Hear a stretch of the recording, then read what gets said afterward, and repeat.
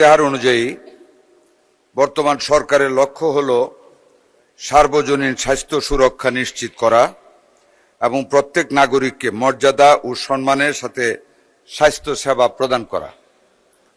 মাননীয় speaker, we realize and understand it is not their privilege, it is the basic and constitutional rights of the people to have the health service from the government.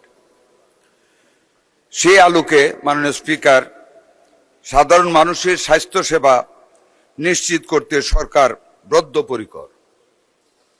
Our government, under the leadership of our great leader, the Honorable Prime Minister Janab Tariq Rahman, we are going to establish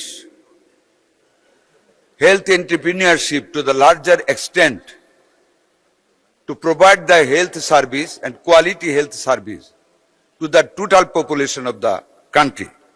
আমাদের বর্তমান প্রধানমন্ত্রী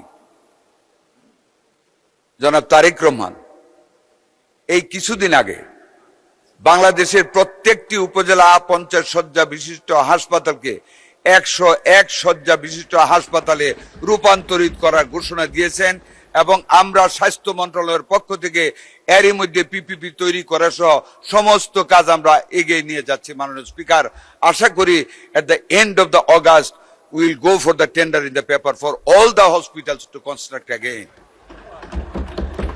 মাননীয় speaker sir, আমরা শুধু এখানে সীমিত থাকিনি। মাননীয় speaker, এই 101 শয্যা হাসপাতালগুলিকে মাননীয় প্রধানমন্ত্রীর নির্দেশে প্রত্যেকটা হাসপাতালে আমরা 10 শয্যা বিশিষ্ট কিডনি ডায়ালাইসিস সেন্টার বাংলাদেশের প্রত্যন্ত গ্রামাঞ্চলে ছড়িয়ে দিতে যাচ্ছি। মাননীয় স্পিকার, শুধু তাই নয়, প্রত্যেকটি হাসপাতালের জন্য আজকে ফিজিবিলিটি স্টাডির নির্দেশ দিয়েছি। প্রত্যেকটা উপজেলা হাসপাতালে ল্যাব, প্যাথ ল্যাব আমরা স্থাপন করতে যাচ্ছি, মেশিনারিজ ইম্পোর্ট করতে যাচ্ছি, যাতে করে গ্রামের মানুষ আর ক্লিনিকের খপ্পরে না পড়তে হয়, সঠিক ইনভেস্টিগেশন যাতে পায়। মাননীয় স্পিকার, সেটা আমরা করতে যাচ্ছি। আমরা 5 বছরে প্রত্যেকটা হাসপাতালে নতুন অ্যাম্বুলেন্স দিতে যাচ্ছি।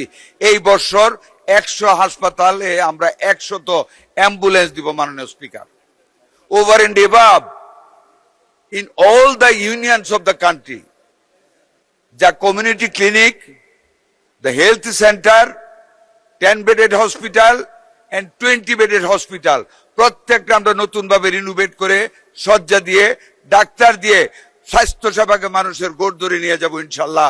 আমরা সেই কাজও শুরু করেছি ইনশাআল্লাহ। 100 তো হয়েই যাচ্ছে, অনেক জায়গায় 500 হচ্ছে। আমরা ভবিষ্যতে আমাদের অর্থের সংকুলনের সাথে সঙ্গতি রেখে যদি 500 করা সম্ভব হয় আমরা সেটাও করব।